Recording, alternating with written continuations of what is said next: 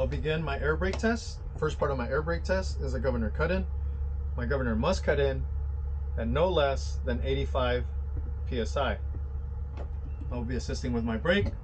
I brake, wait 10 seconds, brake, wait 10 seconds.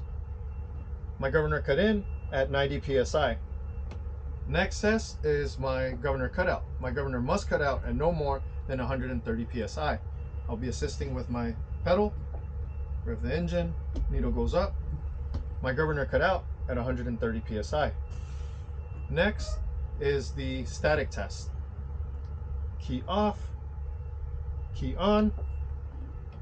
I must not lose no more than 2 psi.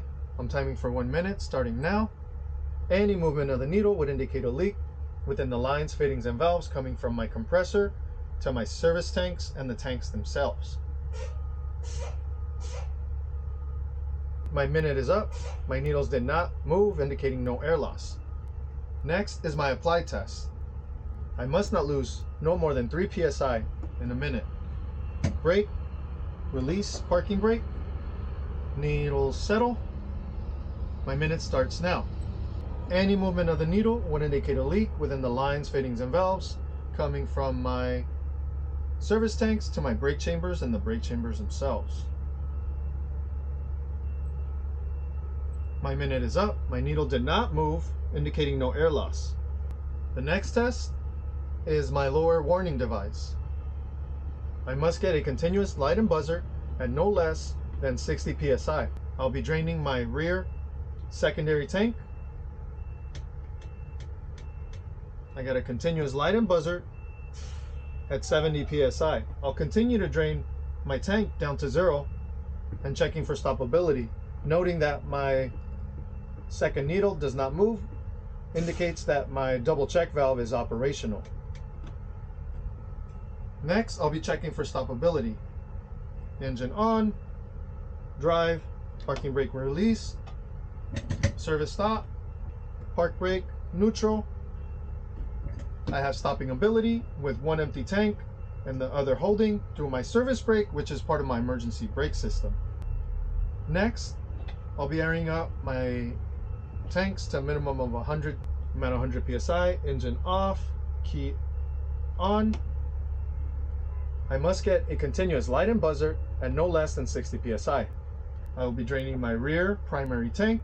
I got a continuous light and buzzer at 70 psi. I'll continue to drain my tank to 0 and check for stoppability. Noting that my secondary needle does not follow indicates that my double check valve is operational. My needle didn't move. I'm gonna go ahead and check for stoppability. Engine on, drive, park brake release, service brake stop, park brake neutral.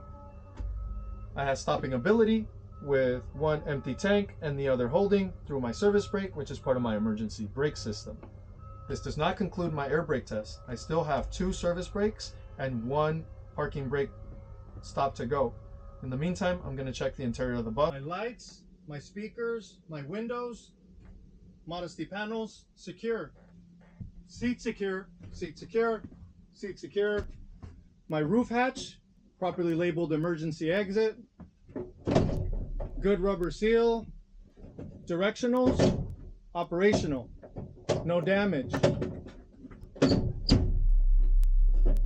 Seat secure, seat secure, seat secure. Got my emergency window, properly labeled with directionals. I can hear and I can see my buzzer. My emergency exit seat lifts by itself. Emergency door, properly labeled with directionals. I can hear and I can see the buzzard. Seat secure, seat secure. Emergency exit, properly labeled with directionals. Operational. I can hear and I can see my buzzard. My emergency roof hatch, properly labeled with directionals. Operational, rubber seal intact, no damage.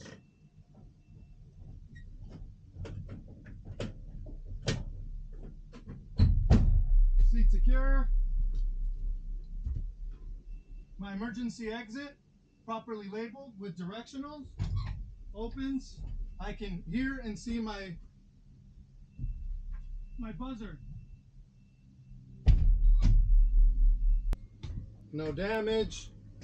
I'll be checking one row of seats and windows for testing purposes. Window operational. Window operational. Seatbelts, no damage, operational. Seatbelts, no damage, operational. Bumper guard secure.